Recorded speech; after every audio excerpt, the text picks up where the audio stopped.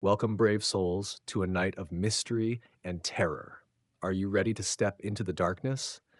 Hold your breath, because tonight's story will haunt you long after the lights go out. On December 19th, 2012, the eastern Pacific Ocean began to glow. We thought it was a freak accident, a trick of wind and atmosphere, of fog and the full moon. We were wrong. I still remember how breathtakingly beautiful it looked, how even my old TV screen couldn't obscure the clarity and purity of that light. You remember this as clearly as I do. You don't know it yet, but you will. This memory is etched deeply into all of us, a permanent stain on the deepest, most immutable level of our subconscious. You weren't supposed to remember, not ever. But trust me, you have to remember it now, because the moon is very angry. There are memories inside every last one of us. The glowing sea is one of them, just one of 100,000 memories we locked away to save ourselves. Memories we weren't even supposed to know we have. Things you were never meant to remember. But you have to remember them now, because the moon is very angry. Admittedly, the memories are a little different for each of us. It doesn't make sense, does it? After all, just because we were all at the same ball game, or the same Christmas parade, or witnessed the same crime scene, doesn't mean we all remember things the exact same way. We can't. It's not possible. But even though we don't have the exact same memories, we all remember the same thing. We remember that once, and twice, 3 times, and 10 times, and 100 times, and more, so many more, the moon was very angry. This is my memory. An earth-shaking, bone-shattering, cosmos-cracking thrum, and then light, smooth, liquid light bathing the earth in curtains of silver blue, spilling and spreading until darkness ceased to exist, until there was nothing but light, nothing but the moon. Think. Remember the thrum. Remember the way the ground, the earth, reality itself shook until there should have been nothing left. Remember how even though there should have been nothing, there was still you. Remember the light, silver and blue and lovely. Remember how it flooded us and drowned every shadow in its radiance. You can remember if you really try. At first, you might only sense an echo of a dream, a shadow of a memory you don't even know you've forgotten. Maybe you'll have a glimpse, a fraction of a second of the silver light spilling across the ground. Maybe you'll remember a loved one desperately covering your screaming mouth as the light swells. Maybe you'll see a hand, silvered and quick as a startled bird under the ruptured moon reaching for you. Or maybe you'll see eyes, wide, dead, empty eyes reflecting the beautiful silver light. That was the first time the moon was very angry. The second time was different. The first time was instant, but the second time was slow. So slow we blamed it on the faulty equipment or broken instruments for months. It started with the strangest lightning we've ever seen. Beautiful silver lightning, smooth and blade-like, with none of the jagged edges or ozonic burn of normal lightning. Then one night, that lightning spread across the sky, a vast and tattered spider's web knitting itself together as the world watched in awe. It grew and grew and grew, overtaking everything. Our communication systems died, our entire grid fizzled into nothing, and everything went dark. When the world was fully dark, the moon broke apart and grew and spread, a shifting mandala of blinding silver that covered the sky, flooding the earth with hungry light that swallowed the ground, swallowed the darkness, swallowed everything, until nothing remained but the sea of light, and us. Only the vast ocean of radiant silver and our screams as the light began to eat us too. There was a third time, and a fourth time, and a fifth time. The sixth time, there was lightning again, but not on Earth. It had learned, you see. The moon always learns from the mistakes. So this time, The lightning came from the moon itself, vast, whip-like arcs of blinding light visible from every corner of the earth, the aurora borealis woven into ropes that danced and spun across the cratered surface like rabid demons. The lightning blinded those who looked too long and drove the rest of us insane. When the lightning finally broke open and spilled its torrential radiance, drowning the earth in a pure silver flood, we were calmed. We were happy. A planet of the insane, soothed and quieted by a thing that existed only to swallow us. I don't remember that time very well. In fact, I barely remember it at all. I don't know how we escaped, how we outran the moon that time, only that somehow we did. This will sound insane to you, but it is important, and it is true. There is only one moon. One moon, but many Earths, many planes, an infinity of realities. Think of these realities as threads, an ocean of threads, endless and eternal, spreading in every direction, like a sunset sky with a palette of colors ranging from blinding brilliance to utter darkness. The threads that are the farthest apart are so different from each other that we cannot even comprehend the magnitude of that difference. But that doesn't matter.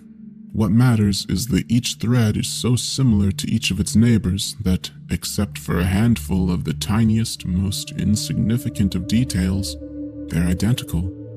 That is how we outrun the moon. By swinging our thread into the nearest neighboring thread and sliding into it, joining it, overtaking it, swallowing it, becoming it. In becoming it, we are able to forget the night the moon was very angry, and we are none the wiser for the change, except, perhaps, for a letter transposed here or there, or a half-remembered product line vanishing into the ether. Maybe a familiar logo inexplicably altered, a believed cartoon missing an article of clothing, or a dignitary dying 20 years after you watched their televised funeral at school. You don't notice these things often. Who has time for such tiny, meaningless differences? But when you do notice, you come dangerously close to remembering a silent ocean of silver light and dead, wide eyes as numerous as the stars. And deep in your heart, you decide to keep forgetting. That is why we outrun the moon, to save ourselves and to forget it. It's what I've dedicated my life to, me and 1,000 others. Building bridges to other threads to save our reality, changing planes of existence the way actors change costumes, clawing desperately at the threads of reality to outrun something that should not be. There's more to it, of course, but it doesn't matter. In the end, all that matters is that outrunning the moon is the most important work in the history of our civilization, maybe even the history of our universe. It is the most important thing anyone has ever done. And we messed up. The moon was angry a 7th time, and an 8th, and a 10th, and a 20th, and a 100th, and a 1,000th, and more. The moon was angry a 7th time, and an 8th, and a 10th, and a 20th, and a 100th, and a 1,000, and more. So many, many more, and we outran them all. So many worlds drowned in light. So many threads overtaken, so many realities swallowed by ours, swallowed by us. Now, something happens when you start combining threads. Any knitter or seamstress can tell you that when you pull threads or twist them together or snake them around each other, they tangle. Once they've tangled long enough and badly enough, they fray, and they break. Another time when the moon was angry, the problem started with geomagnetic storms. Small ones, we thought, barely blips on our radar, but then they kept coming, and they kept growing. Growing and growing and growing and growing. Solar storms, coronal mass ejections of sizes and impacts that until that point had only ever been theoretical. Events that wiped out everything we'd ever built, that burned holes the size of countries in our atmosphere, leaving us broken, burned, and dying. We were so relieved when the moon finally came for us. That glorious light, cool silver blue, spilling through the holes in the atmosphere like ghostly waterfalls and flooding the ruined earth like water extinguishing a wildfire. And as soon as the light drowned the world, the moon grew. It grew into something it shouldn't be, something it wasn't, something that was somehow everything, something that was not and had never been our moon, something that was triumphant, something that had won, but something that was still very, very angry. We thought there would be enough threads to last forever, an eternity of realities, an endless supply of worlds just beyond the moon's bleeding light. But we were wrong. We've tangled the threads together for too long now, creating a Gordian knot so ruined it no longer has a beginning or an end. It no longer even remembers what it was like to be threads. Now it only knows what it means to be a knot. It is insanity on an incomprehensible scale, a scale that makes our entire universe barely a cell in comparison. But as any doctor can tell you, it takes just one cell, a single, solitary, disruptive cell, to disease an entire body. And in our panic to outrun the moon, we have diseased everything. We all know it. We all feel it. Things are not where they should be, or they are where they should not be. Things are not quite what we remember. Sometimes it feels like they change before our eyes in ways we can barely bring ourselves to examine. Nothing is right, and the more we try to fight it, the worse it seems to get. In the end, it was all for nothing. While we can outrun the moon for a time, we can never escape it. There are many worlds, but there is only one moon, and it always finds us. The moon, or whatever now pretends to be our moon, whatever swallowed our moon, always learns. And it learned that coming from the sky was perhaps not its best option, so it decided to come another way. And one night, in December 2012, the eastern Pacific Ocean began to glow. It shone a breathtaking silver blue. At first, we thought it was a freak occurrence, a trick of atmosphere and clouds and moonlight that conspired to infuse the ocean with such rich silver radiance. But then the light spread down, down, down, flooding the abyss itself with light, eating darkness that had always been, darkness that was older than the earth itself. Animals died, millions of them, billions of them. Fish, crustaceans, rays and urchins, starfish and eels, sharks and whales, all dying and rising to the surface, carried upon the tides in a gargantuan raft of dead white eyes and slick, rotting flesh. I still remember how the light bled between the bodies, outlining each bloated carcass in cleanest, burning silver. Then, one night, the light came out of the sea, rising like a sphere, like a second Earth, until it exploded. A great, pulsating blister that burst and drowned everything in radiant silver. Something full of dead, flat eyes. Something that gave those eyes to us. I know you don't want to remember. I know you believe that you don't remember. But you have to remember anyway. You have to remember because there are no other places for us, no neighboring thread that can absorb our reality. We've gone as far as we can go. We've tangled every thread we can. This is our last thread, our last plane, our last reality, our last hope. We are at the end of the line, and the moon is waiting for us. You have to remember that where there were once threads, there is only a knot. You have to remember this because within the knot are strands, small, hidden places big enough for 1 or 2 or 10 or 100 of us, broken, twisted pieces, frail rope bridges swinging over the bright and howling silver chasm of reality. You need to find those bridges, and you need to get out. But you can only find a bridge if you remember. So do what you have to. Lucid dreaming, regression therapy, meditation, even drugs, whatever it takes to remember, whatever it takes to find a bridge. whatever it takes to remember. Some of you will find good worlds, happy lives and safe threads hidden deep within the knot, so deep that the moon might never find you. Some of you will enter bad worlds, old worlds, nightmare worlds. I am sorry for that. I can't help you. I would if I could, but the knot is always shifting. There's no way to predict which bridge you'll find, but trust me, any world, yes, even a nightmare world, is better than a world where the moon is very angry. Now the moon is angry again. One night, very soon, you will look up at the sky in awe because the stars will be beautifully bright, pure, clean, and lovely. And then they will begin to bleed. So will the moon. Their blood will be silver. It will be radiance. It will cover the earth. And when it has flooded us for the final time, as we scream and drown in its sea of light, the moon will open all of its eyes. I know you don't want to know this.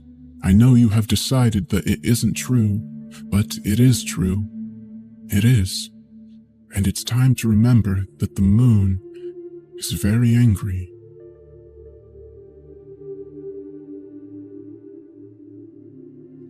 It's the strangest thing. During launch, there's a cacophony of sound and a tremendous, shattering, mighty force of pressure. So much so that it feels as if in that moment, the whole world is collapsing. And you grit your teeth and your knuckles flush white on the grip. And you trust your harness. You shut your eyes so tightly that you feel they'll bleed. But then, some minutes after leaving that pad, it's all over.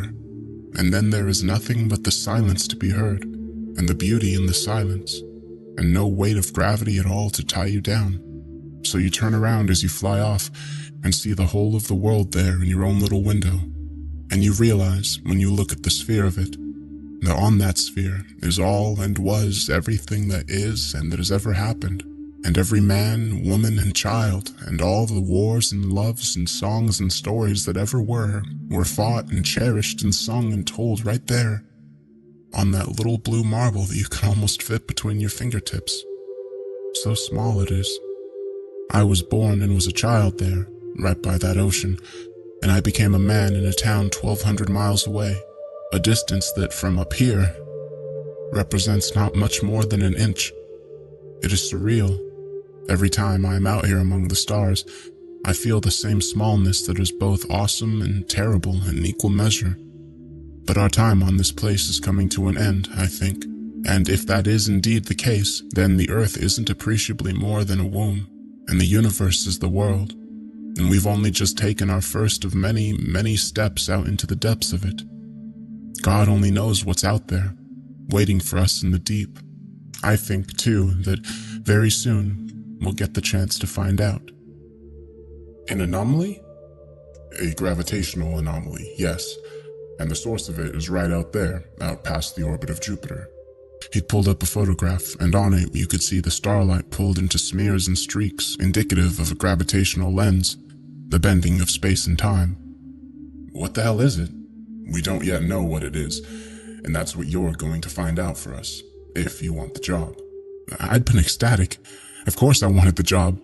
I didn't become an astronaut after all to perform menial mechanical tasks around space stations so close to Earth that you could nearly brush the atmosphere with your fingertips. As rewarding as the job had been thus far, I joined instead to explore. A gravitational anomaly, a bending in space-time, right here in our own backyard, and of all the men and women alive, they'd chosen me to see it. My crew and I had trained for years for the journey, and all the while we did, NASA was building for us the Warhorse chariot in secret, for the purpose of crossing 600 million miles out into the realm of the gas giants, where this anomaly business resided. It's amazing, isn't it? Frances, a mission specialist on her 4th flight, said, when finally we'd arrived at the doorsteps of the thing. I joined her at the window, and together we stared out at it, the anomaly, a shifting weight of mass a few million more miles off, around which starlight from behind curved and oozed and slipped. I concurred. Yes, it is. Where do you think it came from? That's just the thing. It didn't come from anywhere. We've been watching it form for some years now. Doesn't mean it didn't come from somewhere. I concurred again. That's true. I suppose that's what we're here to find out. Warhorse Chariot began to circle the thing, and as it did, the crew got a mighty view of its front side. It was a bizarre formation of space, a depression as described, and growing too. Ruger, another veteran mission specialist, eventually said, "Sir, what if it's a wormhole?" I stopped for a moment with that consideration. I had to admit it hadn't yet crossed my mind, but after nearly a full day of witnessing the heaving and the writhing and the twisting of what laid in front of me, I was willing to believe in the existence of more than the textbook standard phenomenons of gravity. And if it is, sir, just in case, why don't we send a signal down into it, see where it goes? I couldn't reason against the suggestion, and so I nodded, and the crew concurred. And so a short burst of radio was dispatched into the anomaly. We ran over mountainous data sets as we waited, and traded ideas to and fro, and ruminated in the countless possibilities. And then, strange alien things began to occur. Sir! I flew over to the window yet again. Look, sir, it's opening up! And it was. The anomaly was indeed appearing, at the very least, and if the shape of the starlight behind it was any indication, to open. What the hell? What's it doing? I don't know. Is it opening up somewhere else? I don't know, just watch. What began as a depression in the space-time soon did indeed deepen into a hole, and then it widened and spread, and soon it wasn't merely reflecting the star's light, it produced its own. A powerful pulse of brilliant and blinding blue. All at once the crew shielded our eyes and turned away from the light, only peeking back as it faded. God, it's a tunnel. Ruger, you son of a bitch. Francis patted him on the back. So, what's our next move, Cap? Another specialist, a 10-year vet by the name of Jones, had said. You want to dive into that thing? I shook my head. No, we'll stay here and observe for now. You sure? Chance to make history, you want to pass that up? We have no idea what the hell lies on the other side, Jones. Our orders are to observe and collect data for research. He shrugged, and for a time, the crew merely discussed the implications of the discovery. As we did, though, we began drifting forward.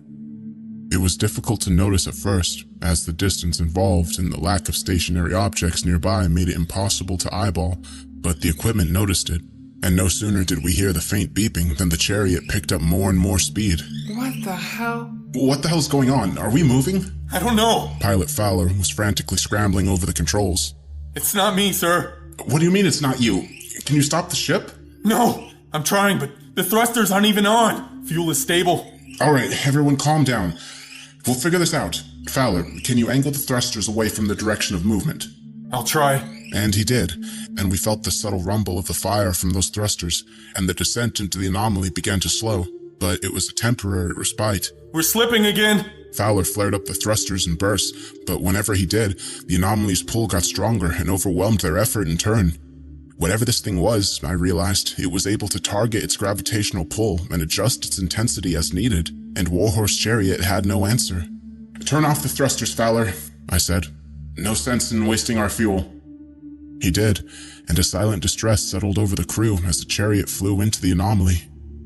Warhorse Chariot continued its freefall into the mouth of the wormhole. At its own speed, it's a journey that would have taken days or weeks, but with the anomaly collapsing space and time itself in front of the ship and expanding it behind us, the ship gained impossible velocity. We approached the speed of light, and then we reached it, relative at least to the solar system outside our reference frame. Holy shit. Guys, we're going at light speed. We're actually moving at fucking light speed. How is that possible? We're not moving an inch inside our bubble of space, I said, without breaking eye contact with the anomaly. That's how. It's space itself that's moving, and there's no limit at how fast it can go.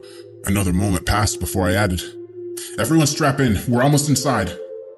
And then the ship began to rumble and to shake and to groan, and the blue light brightened and enveloped us whole. Moments later, we entered the tunnel.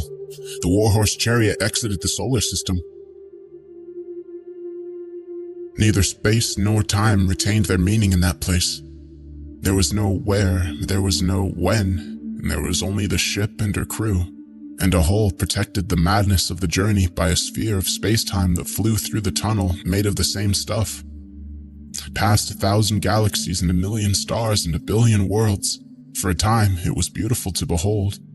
But that time was fleeting and quick. Before we exited this dimension, the pressure of movement overwhelmed the integrity of the ship, and I heard a groaning of protesting metal, and then cracking, and then titanic crashing. The lights went out, and all sound in the cabin of the ship ceased at once. Hello? There was no answer. Fowler? Ruger? Silence and darkness and cold. Such frigid cold. My skin began to grow numb from it. Francis, you there? Baker? Nothing at all answered me.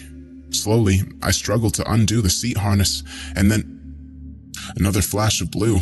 It was bright, so exceedingly bright, in fact, that I couldn't see a thing or think, and it filled up the whole of the cosmos from where I sat, and it lingered. On our side of the wormhole, the pulse had merely been that, a heartbeat, a flash of light, and not more than an instant of time had been taken up by it. But here it stayed active like a supernova or a star, and then I could feel the heat of the light, and it washed over me in waves. And then I began to feel something in my head, something in the light, no doubt, that saw me and saw a usefulness for me. It was clawing its way through my mind, pulling up memories and dreams and thoughts and ideas and sifting through the lot of them as if it was searching for something. It hurt. God, it hurt. And in a lancing, sharp way. I grabbed my temples and squeezed shut my eyes, and I heard myself scream, but the harvesting continued nonetheless. I saw images and memories and thoughts and dreams. Perhaps it wanted me to see them. A birthday party, a ringing hallway bell, playing in the mud, the first kiss, a mountaintop snowfall, a sunset on the beach. What does this thing want? What do you want? I hear myself say. There is a pause. For a fleeting moment, the pain stops, and so too does the harvesting, but only for that moment. And when it's over, the process begins again, and the memories it finds begin to focus. My eyes roll back. A memory of a conversation is summoned. It is about nothing. An old coworker discussing expense reports with me. The light loses interest in swift order and then moves on. An early memory now. Another conversation. I'm speaking with my mother. I'm looking up at her in the kitchen with oven mitts on. She's telling me to wash up for supper. She speaks slowly and simply. I must be, 10? Younger?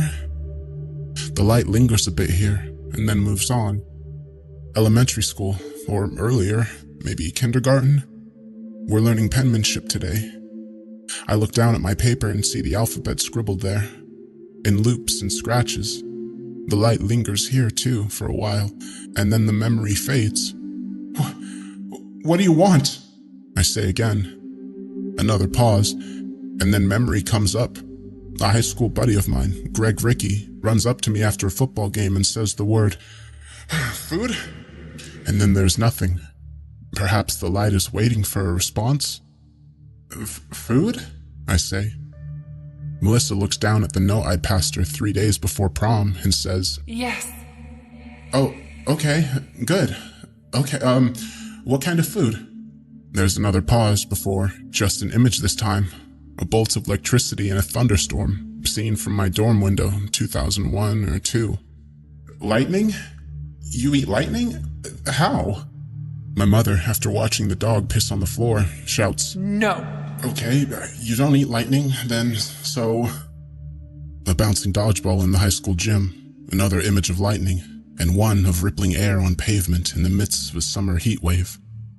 A ball, okay, and lightning, and heat, like a combination of those things, is that it? Melissa again says, Yes. Okay, give me a second. Hot ball of energy, like a star? The image of the sun that popped up in my own head as I uttered the word gave the light some pause. Then I felt a force of power. It stung. Yes. Melissa says it yet again. A star for food? Okay, how? An image of an armadillo from a nature documentary. It curls up tightly into a ball and then the memory fades. I don't follow. The image repeats itself and drags a bit on both ends. I see the creature walking for a moment, its weight shifting left to right, and then it stops and curls up into a ball while its little armor plates shield it. An armadillo? You eat like an armadillo? Mom shouts again. No. Now it's an image of a cat and a ball of yarn. It curls around the thing, then there's another visual. A hand wrapping itself around a baseball. It throws it home. Something about curling into a ball or onto one? Yes. Okay, so you're hungry for food and you eat stars by, what, curling onto them? What the fuck is this? A new image. It's shocking and it's dark. I see the gates of a concentration camp and a pile of corpses. An inmate there gripping the bars of the fence. She's emaciated and desperate, but too sick to even cry for help. Her clothes hang off her limbs in excess. It's the saddest image I've ever seen. What the fuck was that? The famous photo of an African child with a vulture behind. His stomach is protruding, and even so, I can see each one of his ribs through the skin. He has days to live in such a state. Maybe hours. An image now from a newsreel. A crowd of desperate refugees, or citizens of the third world, it's unclear which, clambering onto a truck with the capital letters UN painted upon its side in white letters. The man standing atop the bed of it handing small amounts of food from a container to the crowd. He doesn't have nearly enough. The crowd presses in, and the truck is buried in their number, unable to move. What is this? I don't... Every time the images switched, I saw a new scene as horrible as the last. Okay, you're starving, is that right? Yes. I'm sorry, I don't know how to help you.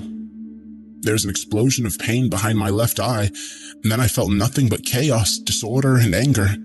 I sensed that very, very clearly.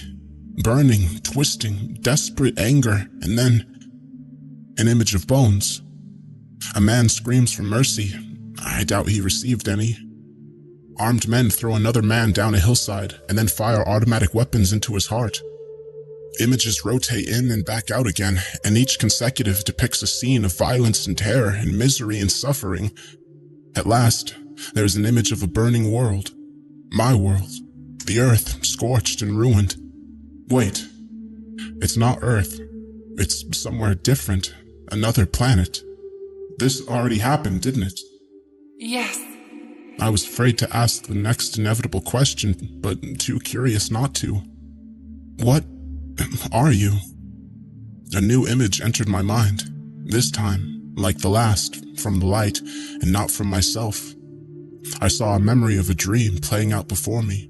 A fleet of starships, arrayed up in a concave formation for battle, firing lancing spears of energy into a wormhole, and then the blue light spilled on through it, followed in turn by a mass of alien metal. The ships ramped up the rate of fire and the intensity of it, but they couldn't harm the thing coming through, or so much as slow it down. Slowly, one by one, as it became clear, the advance of the machine could not be stopped. The ships broke through formation and began to flee, but they weren't fast enough. The machine, after a time, gained the hot side of the gate and poured on through. With pulsing blasts of light, entire ships disintegrated to ash and nothing more. A capital ship in the formation's midmost section fired a round of some new form of fire, and the machine took the hit with a wound, but not even that did appreciably more than scratch an arm of the thing. The ship met a swift fate like the others. A scene from the planet from which the ships had hailed.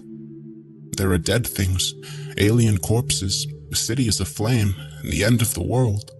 The mighty shadow of an eclipse falls across the scene, and then there is darkness.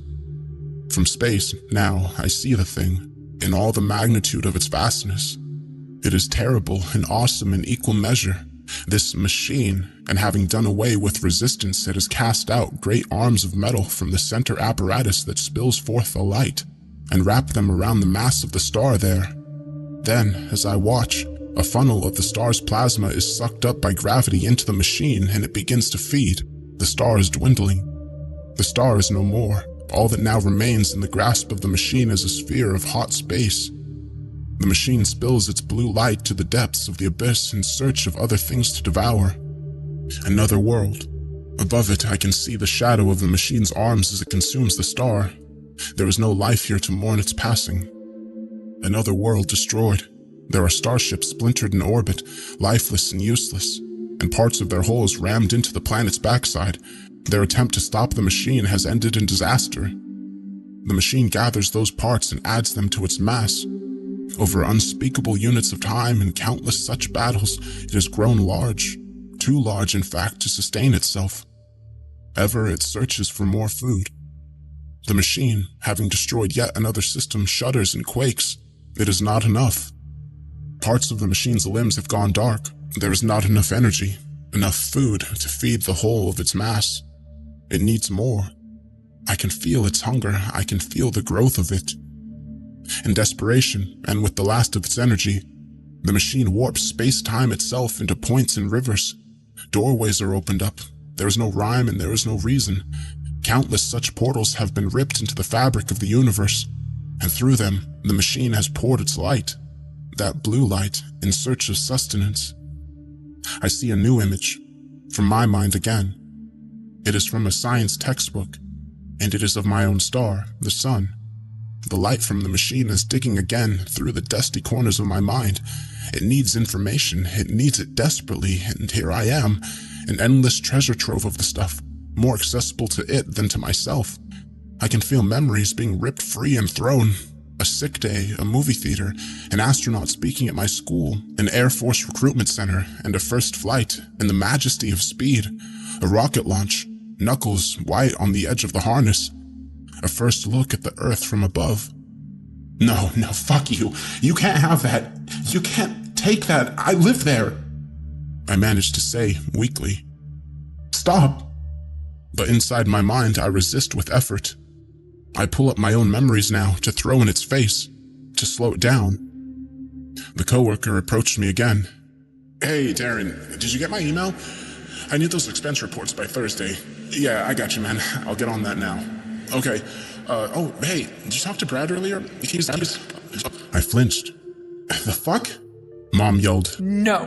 And the digging begins again. Data, mountains of it to be poured over. A look at the sun from a Pacific side beach.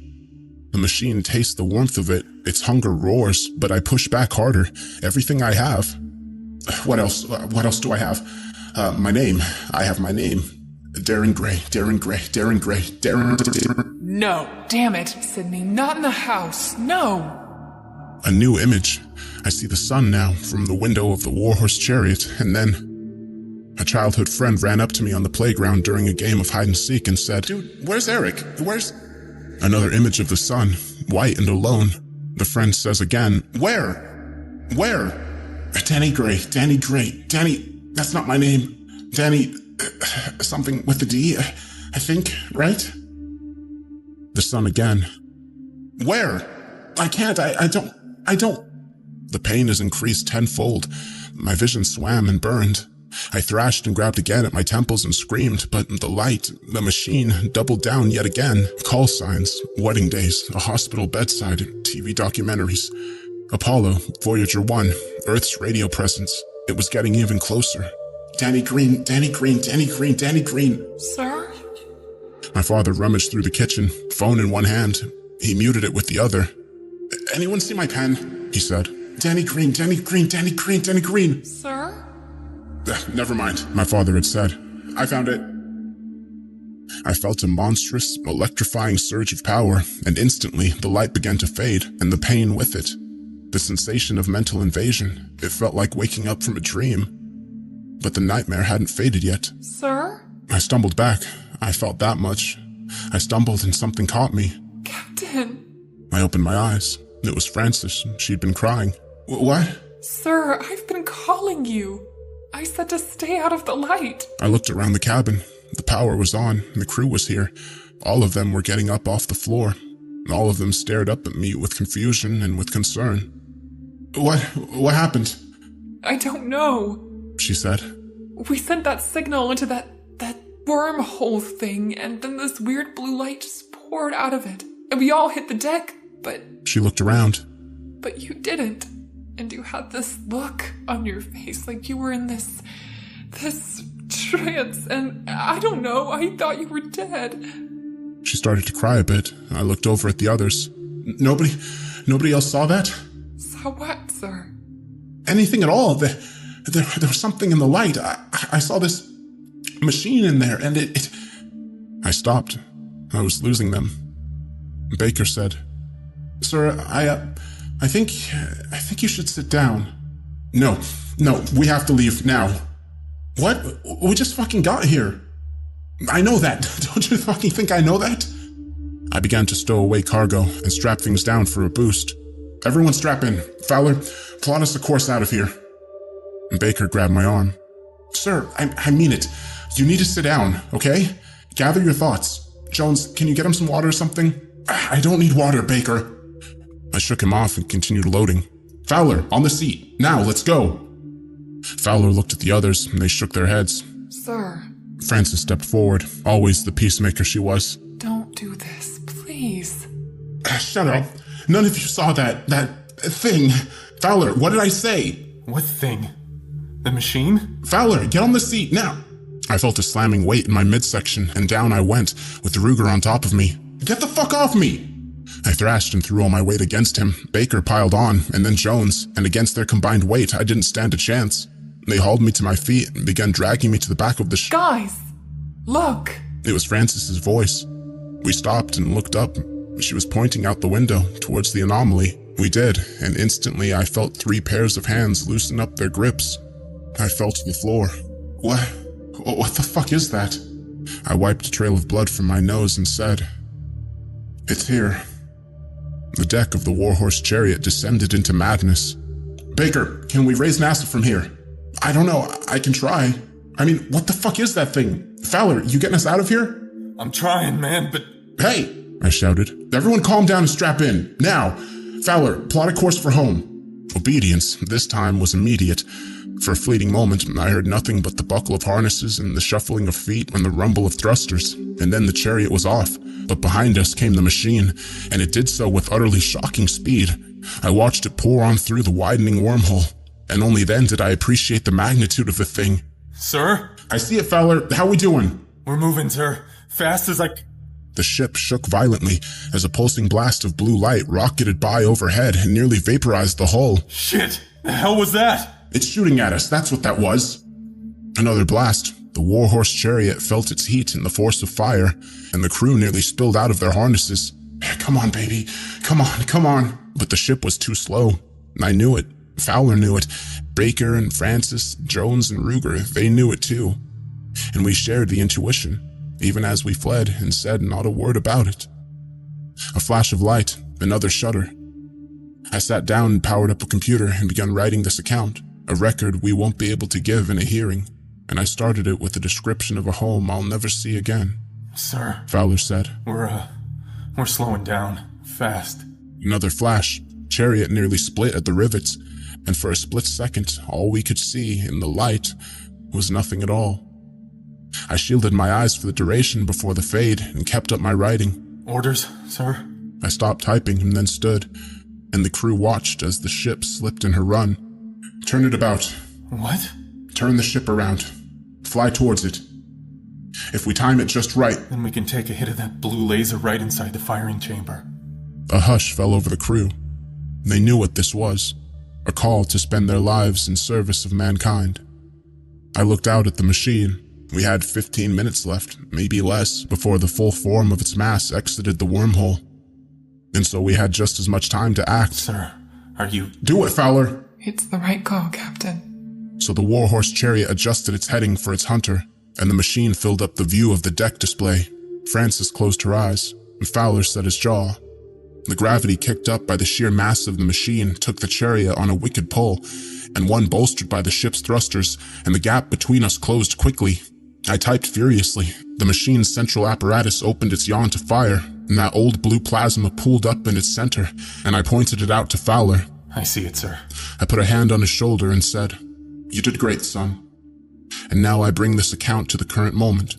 As I write, the machine hastens up its firing process. A piece of it still lives on in my mind, I think, because I can feel a foreign panic when I myself am at peace. I believe it knows that when all the numbers are added, there is nothing it can do to prevent the Warhorse chariot from flying into its firing mechanism at the moment of discharge. It is inevitable, and for that reason I have accepted it. And Baker too, and Jones, and Ruger, and Frances, and Fowler, all my brothers and sisters, they have accepted it, and they are praying, closing their eyes, and there is not a crew ever made that is finer to die with. To NASA, if you receive this transmission, know that we died well, and know too that although there are monstrous things out here in the deep, there are also wonders in it. Never lose the spirit to find them. Darren Bradford Gray, commander of the USS Warship Chariot.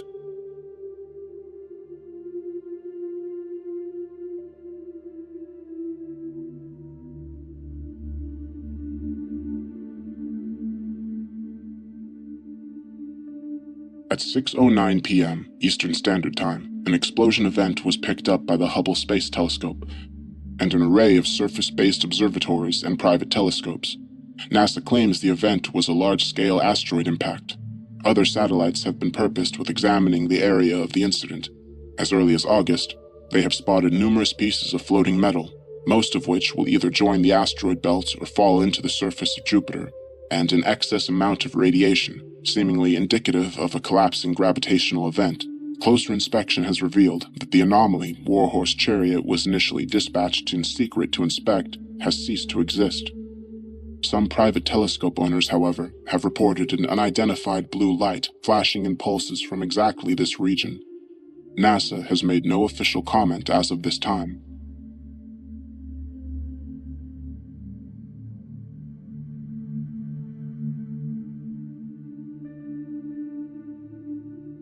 I remember the first time I witnessed that gruesome sight, right in front of me.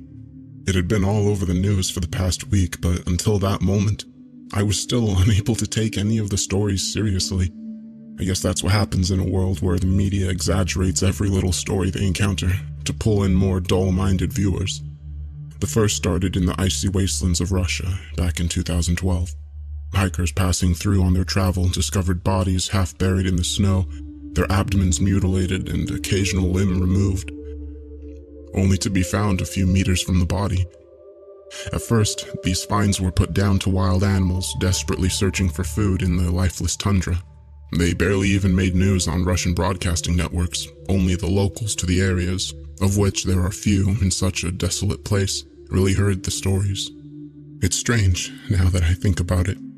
The attacks had been happening all through late December and simply went unreported until February, when things became more severe. Maybe those doomsday lunatics were onto something after all, and no one noticed. As the days went on, after the initial attacks, panic in the Russian wilderness began to spread as more bodies were found in the wild, remains scattered in the snow, and yet an even larger amount of people became reported as missing.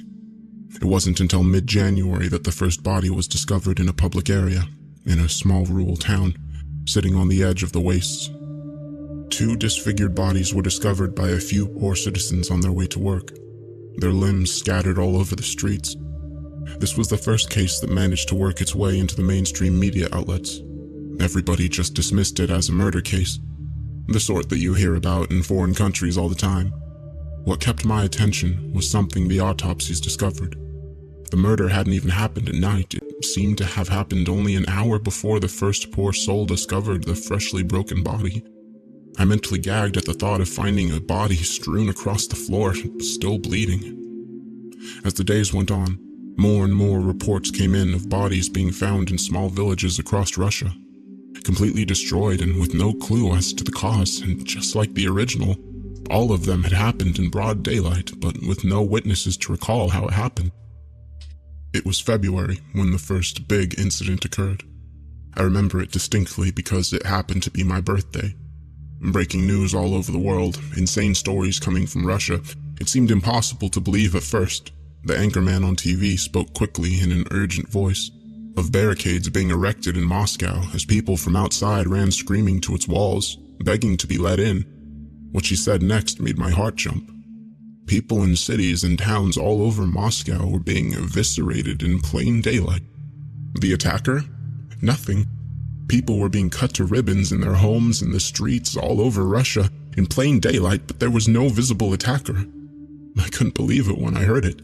It had to be a hoax. It didn't make any sense. However, my curiosity overpowered me. I had to see it for myself. I loaded up my laptop and began my trawl of some of the darker parts of the web, in search of videos of the insane claims. As it turned out, there were thousands of videos on the subject. so I clicked on a random one. It was being filmed from a rooftop and involved frightened people of all ages, running through the streets in panic with nothing noticeable chasing them. I remember moving to click on another link after thinking that nothing would happen, when suddenly a man in the group seemed to scream and then explode. It just happened. There was no warning, no sign of attack. The man wasn't even at the back of the group. It seemed as though fate had picked a random person and just decided he would die there and then. I sat in shock as the video ended abruptly. Moving the mouse up again, I clicked on another video. This one was being filmed from behind a barricade to hold back fleeing citizens. I guess that was their idea of controlling the population. Various men in military uniforms lined the barricade with large rifles, looking on at the crying, begging people with little emotion. Then, out of nowhere, one of the women at the front of the crowd was ripped apart by the air and thrown across the military's front line. I gagged a little at the sight, despite having been reinforced against this sort of thing. In a panicked response, the soldiers sprayed their guns at the point of the attack, as if trying to hit the invisible assailant, but the bullets went through the space and took out the civilians behind the remains. My mind was struggling to get grips with itself. I honestly didn't know what to think. I always imagined myself in these situations before, acting like I was in a movie, analyzing every mystery and saving the day by solving it, but this just made no sense. I was scared. The next day, Russia entered lockdown, as did many other countries, in hopes of keeping this ghostly threat out of their nations. News from Russia dropped as a result. It was completely cut off from the rest of the world, and we could only hope they were okay. And then, life continued. Of course, people talked of it, but everyone just seemed to stop fearing it. In reality, it seems we were just trying to put it behind us because of our fear. Humans fear what they don't understand. And so, it seems, not thinking about it was a suitable way of combating that fear. It wouldn't last. The year moved on, and days became longer, and then that day came. The one I wish I could forget. It was a bright day in the middle of May, and I was out with a group of friends celebrating the completion of another year at university. We were walking and laughing to the in-jokes we had created over the last year, trying to remember them all before we retreated to our hometowns. At one point, we stopped, while a few of our party went to buy food from a shop, and I began talking to my closest friend, Ryan. We were midway into a conversation about what game to play online next, and then it was so abrupt. Just like in the videos, he was halfway through a word and his body just burst into pieces. Blood and entrails splattered across my body. I stumbled back in horror as my mind processed what had just happened. Around me, people ran away from the area, screaming for help, but I barely noticed. Where my best friend once stood was now just a bloody mess, and my mind was never given a chance to prepare itself. I dropped to my knees and vomited on the floor, crying. It was at least 15 minutes before I was able to take control of myself again and actually get up. By that point, the police had arrived and were telling me to remain still, as if they thought I had done this unspeakable act. I remember sitting in that gloomy room, barely being able to answer any of the questions the investigators had for me, simply replying with a nod or a shake of the head. They told me that this wasn't the only place it had happened. In fact, it had become a worldwide pandemic. The brief period of peace had just been the calm before the storm. What we thought was sealed in Russia was now everywhere, and it wasn't even spreading from a single point as it had been at the start. It was a full-scale attack. Nowhere was safe. We were evacuated to a military base and defense points in hopes of holding back this invisible invasion, but we all knew it was no use. Me and my family were taken to a military installation in the countryside where we stayed for a month. No contact with the outside world was permitted, in fear of giving our location away to the creatures. A single analog TV was our only view of the outside world. It seemed a few rogue pirate news stations had popped up to keep those locked away up to date with current events. The quality was terrible, but in a time like that, it was better than nothing. We heard reports of strange lights being sighted, not in the sky, but closer to the ground. We were told of countries falling one by one, their entire populations being wiped out. There was also one report of scientists discovering something in the sky. The report said they couldn't see it, but whatever it was giving out a lot of energy, and it was big. The size of a small moon. The size of a small moon, in fact. Images of Russia came in from aerial photographs. Moscow was ablaze, towering buildings reduced to rubble, and in their remains shook large, shimmering waves of fire. A close-up of the street showed roads bathed in red, with human remains dotted around several areas. The video feed switched to another aerial clip of a gigantic crater. The host went on to describe the location as a former nuclear power plant that had entered meltdown 2 months ago due to no one controlling it. At the end of the clip, the camera quickly moved upward to focus on a second helicopter that was now spinning out of control. Against the window, flashes of that all-too-familiar red color could be seen as the video suddenly cut out. The last broadcast on that channel was the most disturbing. We switched the TV on to find a man in tears with streaks of blood down his face. He looked extremely scared and spoke with a weak, trembling voice. "They've come. The angels have come for me, Lord. They've taken everyone here, and now it's my turn. Judgment Day is here, loyal viewers. There is nothing left for me on this earth anymore.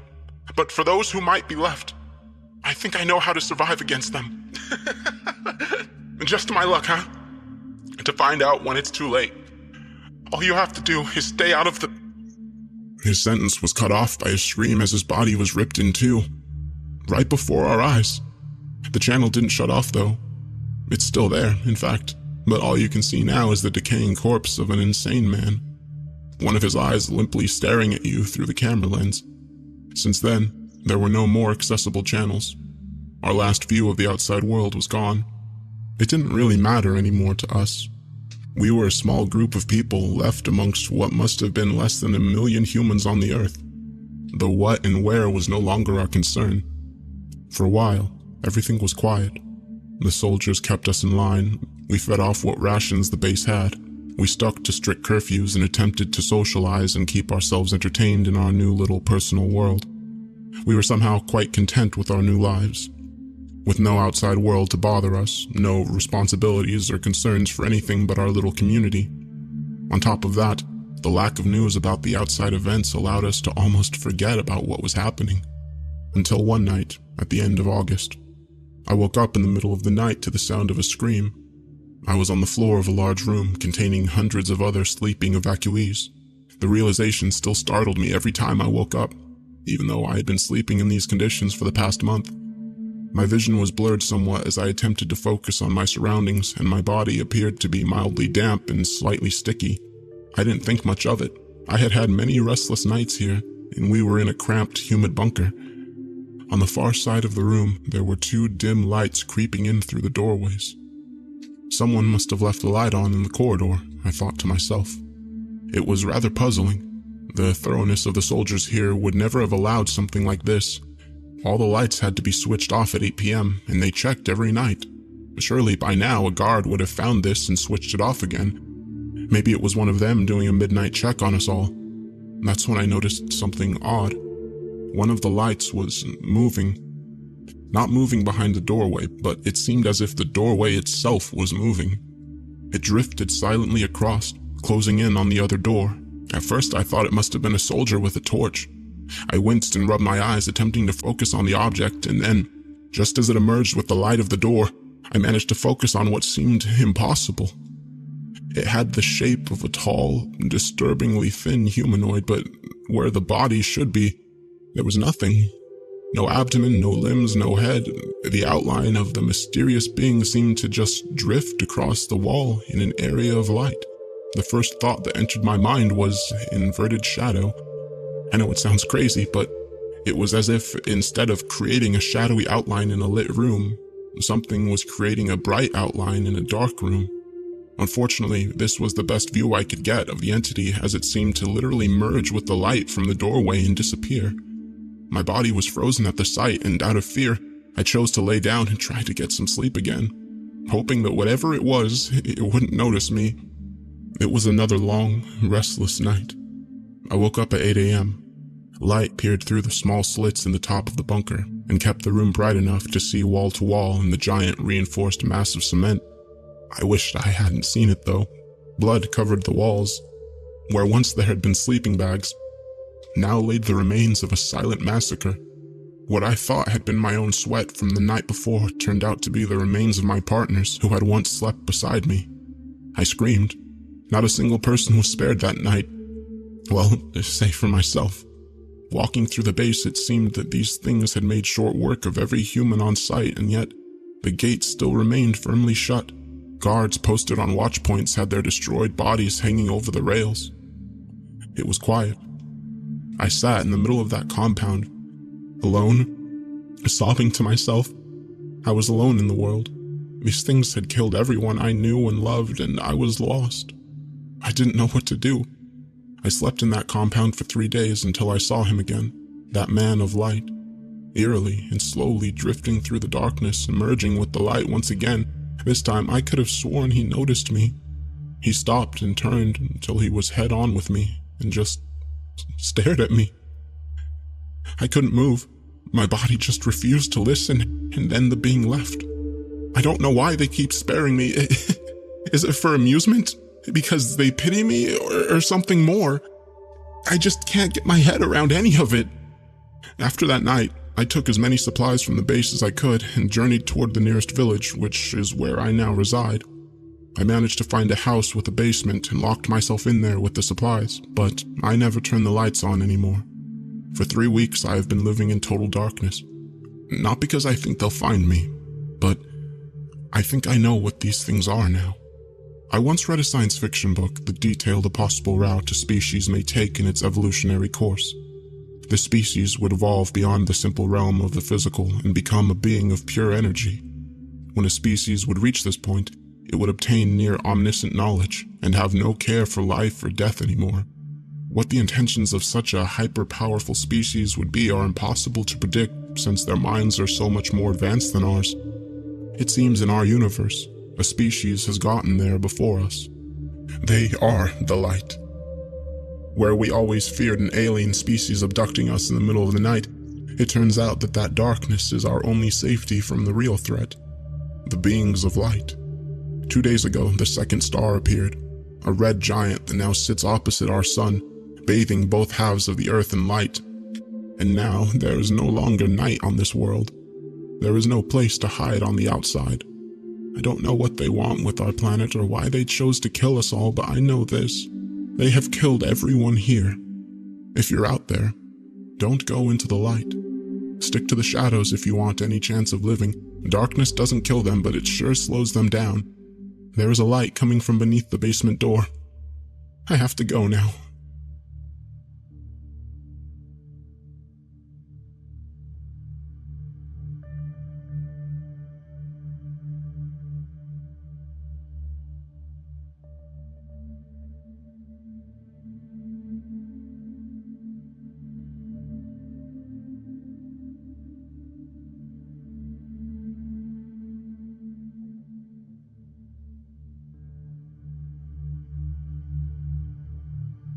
Ground control, do you read me? A voice buzzed over the radio. I leaned forward at my chair, studying the signal received from our station in geostationary orbit. As I turned my microphone back on, I briefly admired the fact that the message was coming from over 35,000 kilometers away, from a little metal box hanging in space as it slowly orbited Earth. "I hear you loud and clear, Holloway. Good to have you back," I responded, with overwhelming relief filling my voice. The astronauts aboard the GSSS had been out of contact for the better part of an hour.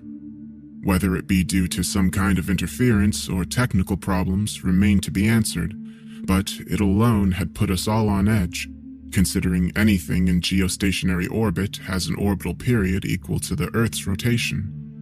In layman's terms, it means that the station never strayed out of reach relative to our position on Earth. "What happened out there? We lost contact for a moment." The rest of the crew and ground control sat in silence, each of the scientists listening in on our conversation. I felt relieved, but something about Holloway's voice sounded so urgent, almost scared. "We found something," he began. "We're not exactly sure what, but that's what cut us off. We just lost signal." "You found something? Could you be more specific?" "I can do you one better. I'm uploading the missing footage as we speak," Holloway said. The GSSS had remained under constant supervision since its launch in early 2012. It was a covert mission meant both to study human endurance in space and to track foreign bodies entering Earth's orbit. Within a few minutes, the missing video and a few photos had been uploaded to the server. While the footage itself mostly showed the inside of the station and the astronauts gathered around at one of the few windows as they tried to figure out what happened, I was more interested in the pictures. I opened up the first one, displaying it on the control room's main screen. It was pointed outward from Earth into deep space, filled with a starry sky that one couldn't dream to observe from Earth itself. But in the center of the photograph lingered a black patch of nothingness, as if a part of the picture had failed to receive any sort of light exposure. Holloway, what exactly am I looking at? I held my breath as I awaited a response. I had never seen anything quite so empty. I felt like I was staring into a black hole, but that obviously couldn't have been the case, as it would have annihilated the station within a split second. We don't know. It just hung there approximately 25 meters away from our station as we passed. We couldn't get any readings on it. No radiation, no movement, no force, nothing. According to our instruments, it doesn't even exist. Can you still see it? No, we passed it 47 minutes ago. Just regained contact. It appears to be locked in its orbital path. It doesn't make any sense. But following this trajectory, we'll see it again in just over 23 hours. We'll send more data then. The next day was spent by the office analyzing the little information we'd received from the crew aboard the GSSS, but with only a picture and limited readings claiming the black spot in space didn't exist, we could do little except wait. Yet none of us ventured home for some much-needed shut-eye. Instead, we waited at the office as 1,000 different theories formed in the back of our minds. Then, around the same time the following day, we lost contact with the crew. By then, we already knew what was going on. While it was a worrisome phenomenon, we knew it wouldn't even last an hour. Sure enough, as the day before, it was a temporary problem. Ground control, we have a problem. Do you copy?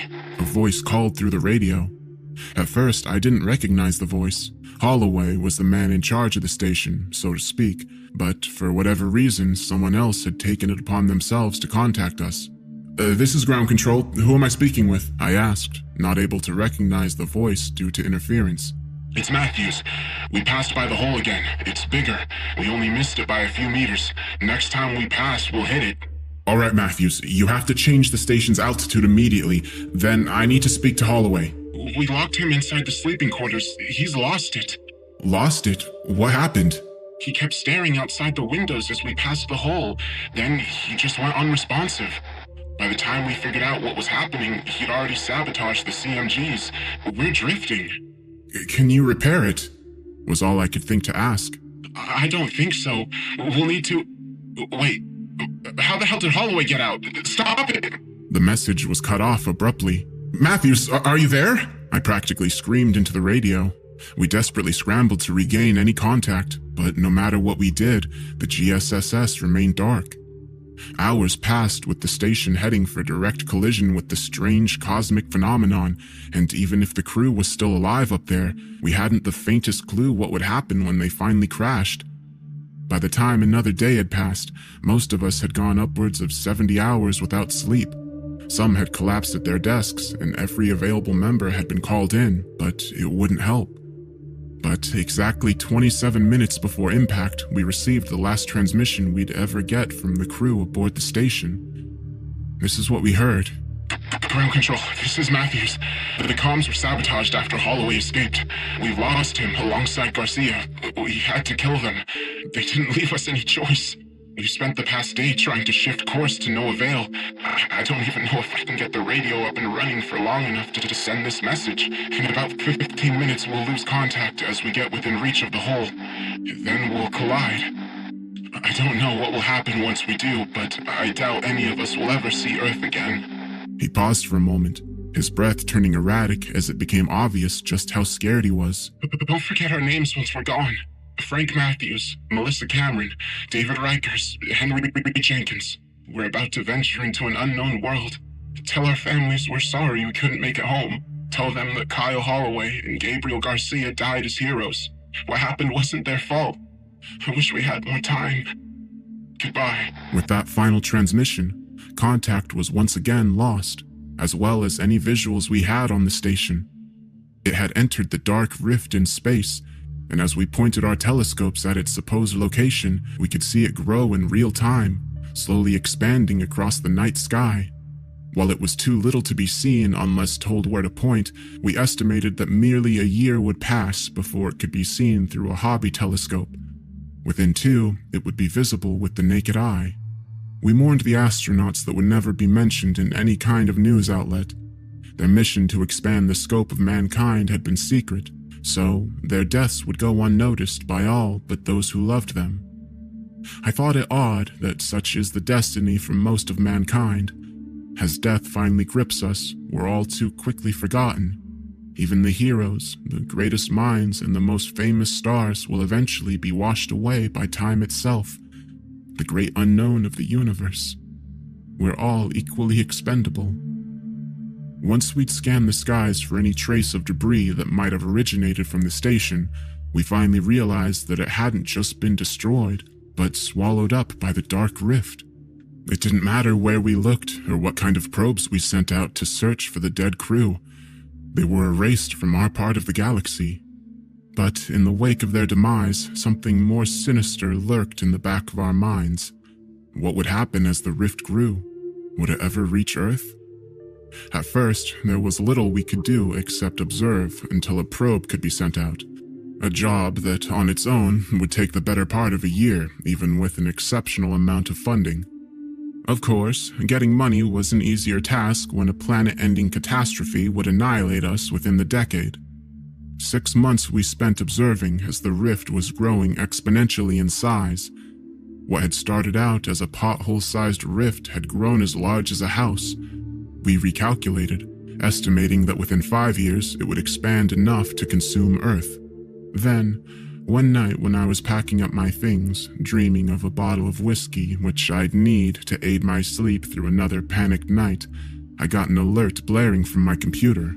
It was already late, leaving little more than a skeleton crew at the base, meaning I'd have to stay behind to deal with whatever minor error it probably was. I walked back to my computer, dropping my things as I realized what had just been detected. It was the GSSS emerging from the rift and moving towards us. The signal was weak, but unmistakably belonged to the station. I grabbed the radio and attempted to make contact. "This is ground control. Does anyone copy?" I called out in excitement, knowing fully well that even if the crew had survived the initial disappearance, they would have long since starved to death, as they were just a week away from the next supply delivery by the time they went missing. "Is anyone there?" I repeated to no response. With that, an emergency was declared, calling all available personnel to work. According to the signal we received from the CPODs, there was no sign of life aboard the station, so we initiated a station-wide forced download of all footage, all data, everything we could get our hands on before the station hit our atmosphere and burned up. People were running around screaming orders at each other as petabytes of corrupted data loaded itself onto our hard drives. We were frantically trying to find a way to redirect the station so that it would burn up completely in atmosphere and not rain down as debris on innocent people, but it was a futile task, and we still hadn't calculated its exact trajectory.